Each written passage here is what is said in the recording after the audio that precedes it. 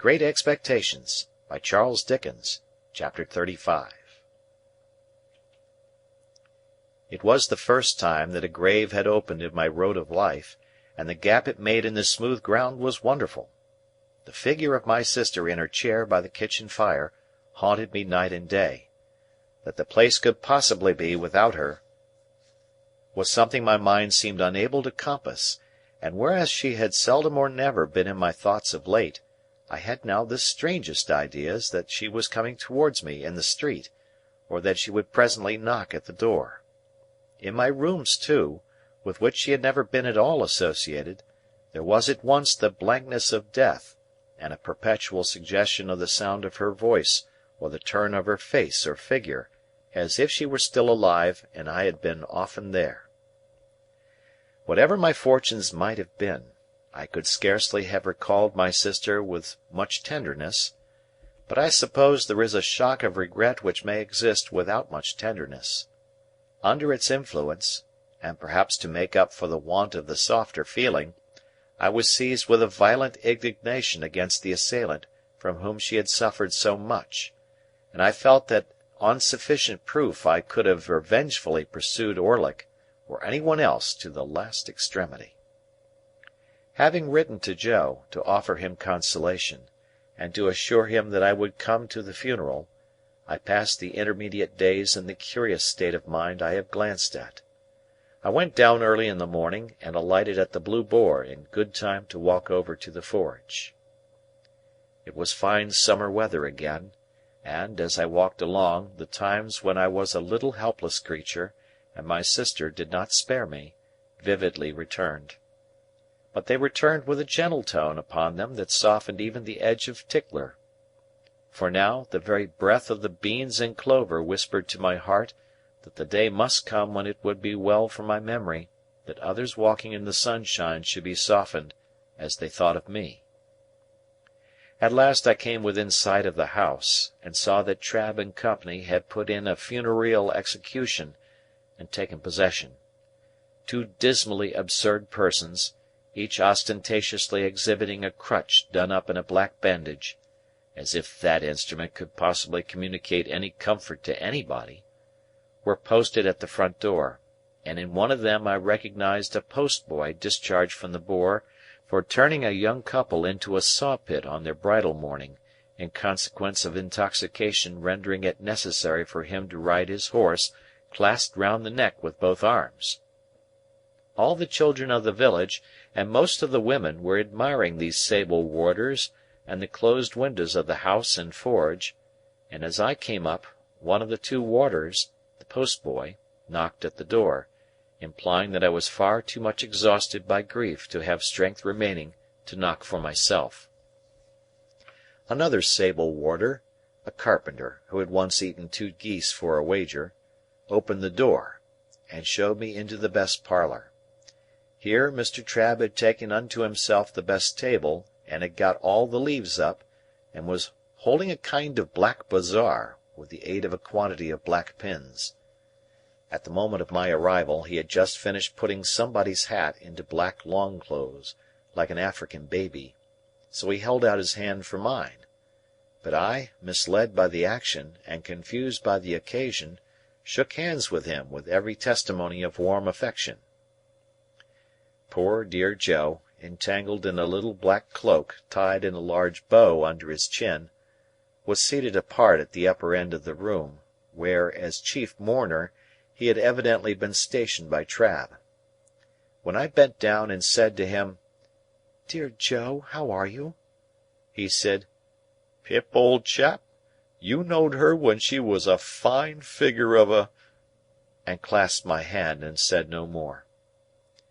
Biddy, looking very neat and modest in her black dress, went quietly here and there, and was very helpful. When I had spoken to Biddy, as I thought it not a time for talking, I went and sat down near Joe, and there began to wonder in what part of the house she, my sister, was. The air of the parlour being faint with the smell of sweet cake, I looked about for the table of refreshment. It was scarcely visible until one had got accustomed to the gloom, but there was a cut-up plum cake upon it, and there were cut-up oranges, and sandwiches, and biscuits, and 2 decanters that I knew very well as ornaments, but had never been used in all my life, one full of port and one of sherry. Standing at this table, I became conscious of the servile Pumblechook in a black cloak and several yards of hatband, who was alternately stuffing himself and making obsequious movements to catch my attention. The moment he succeeded, he came over to me, breathing sherry and crumbs, and said in a subdued voice, "May I, dear sir?" and did. I then descried Mr. and Mrs. Hubble, the last named in a decent speechless paroxysm in a corner. We were all going to follow, and were all in course of being tied up separately, by Trabb, into ridiculous bundles. "Which I mean to say, Pip," Joe whispered me, as we were being what Mr. Trabb called formed in the parlour, 2 and 2, and it was dreadfully like a preparation for some grim kind of dance, "which I mean to say, sir, as I would in preference have carried her to the church myself, along with 3 or 4 friendly ones what come to it with swilling hearts and arms, but it were considered what the neighbours would look down on such, and would be of opinions as it were wanting in respect." "Pocket-handkerchiefs out, all!" cried Mr. Trabb at this point, in a depressed business-like voice. "Pocket-handkerchiefs out! We are ready." So we all put our pocket-handkerchiefs to our faces, as if our noses were bleeding, and filed out 2 and 2, Joe and I, Biddy and Pumblechook, Mr. and Mrs. Hubble. The remains of my poor sister had been brought round by the kitchen door, and, it being a point of undertaking ceremony that the 6 bearers must be stifled and blinded under a horrible black velvet housing with a white border, the whole looked like a blind monster with 12 human legs, shuffling and blundering along, under the guidance of 2 keepers, the post-boy and his comrade. The neighbourhood, however, highly approved of these arrangements, and we were much admired as we went through the village, the more youthful and vigorous part of the community making dashes now and then to cut us off, and lying in wait to intercept us at points of vantage. At such times the more exuberant among them called out in an excited manner on our emergence round some corner of expectancy, "Here they come! Here they are!" and we were all but cheered. In this progress I was much annoyed by the abject Pumblechook, who, being behind me, persisted all the way as a delicate attention in arranging my streaming hatband and smoothing my cloak. My thoughts were further distracted by the excessive pride of Mr. and Mrs. Hubble, who were surpassingly conceited and vainglorious in being members of so distinguished a procession. And now the range of marshes lay clear before us, with the sails of the ships on the river growing out of it, and we went into the churchyard, close to the graves of my unknown parents, Philip Pirrip, late of this parish, and also Georgiana, wife of the above. And there my sister was laid quietly in the earth, while the larks sang high above it, and the light wind strewed it with beautiful shadows of clouds and trees.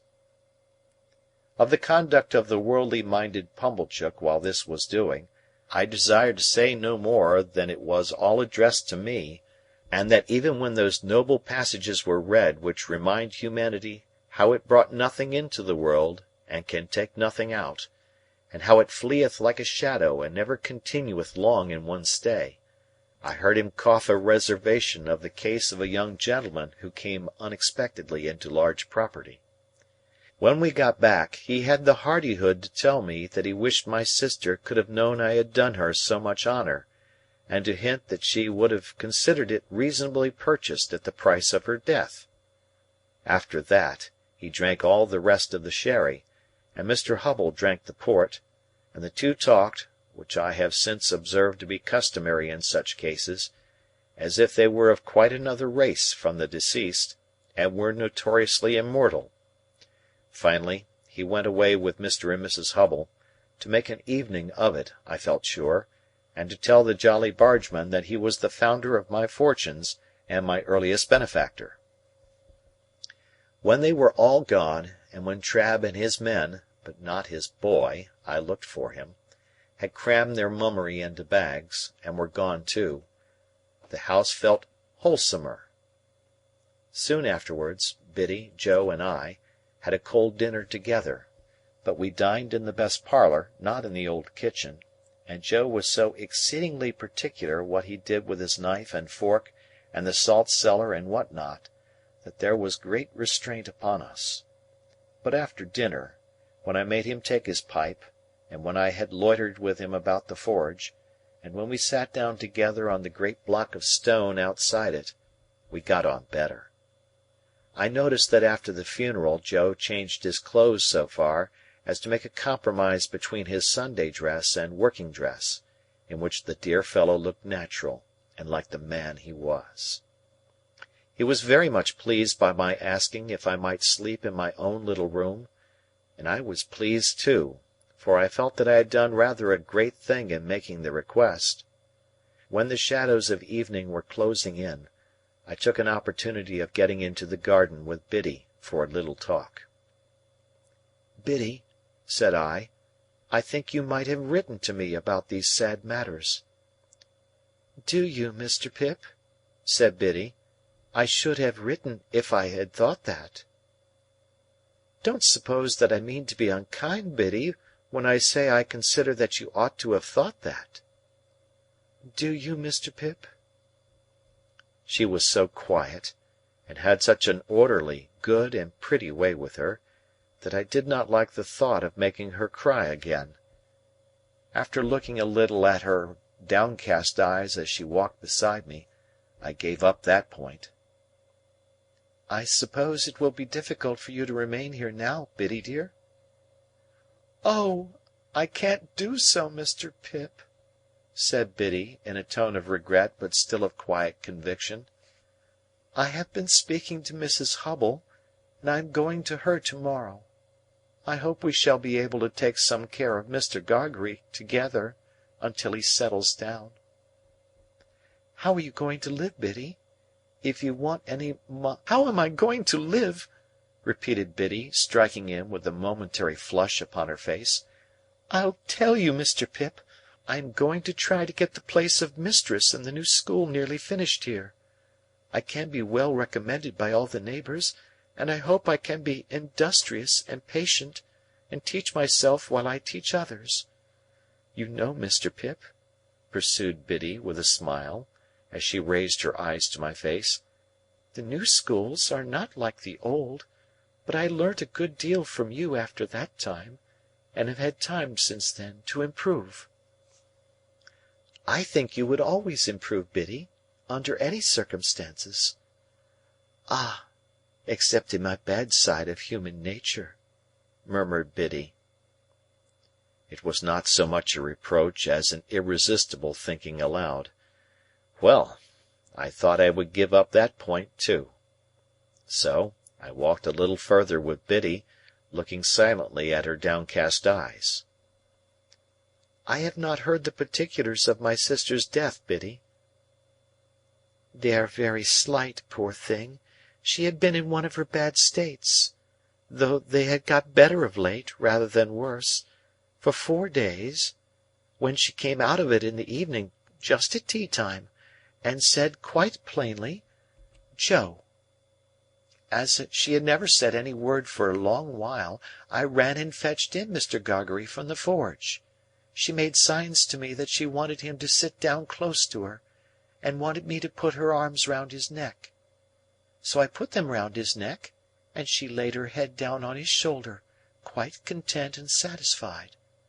And so she presently said, 'Joe,' again, and once 'Pardon,' and once 'Pip.' And so she never lifted her head up any more, and it was just an hour later when we laid it down on her own bed, because we found she was gone." Biddy cried. The darkening garden, and the lane, and the stars that were coming out, were blurred in my own sight. "Nothing was ever discovered, Biddy?" "Nothing." "Do you know what has become of Orlick?" I should think from the colour of his clothes that he is working in the quarries." "Of course you have seen him, then? Why are you looking at that dark tree in the lane?" "I saw him there on the night she died." "That was not the last time either, Biddy?" "No, I have seen him there since we have been walking here. It is of no use," said Biddy, laying her hand upon my arm, as I was for running out. "You know I would not deceive you. He was not there a minute, and he is gone." It revived my utmost indignation to find she was still pursued by this fellow, and I felt inveterate against him. I told her so, and told her that I would spend any money or take any pains to drive him out of that country. By degrees she led me into more temperate talk, and she told me how Joe loved me, and how Joe never complained of anything. She didn't say "of me," she had no need, I knew what she meant, but ever did his duty in his way of life, with a strong hand, a quiet tongue, and a gentle heart. "Indeed it would be hard to say too much for him," said I. "And, Biddy, we must often speak of these things, for of course I shall be often down here now. I am not going to leave poor Joe alone." Biddy said never a single word. "Biddy, didn't you hear me?"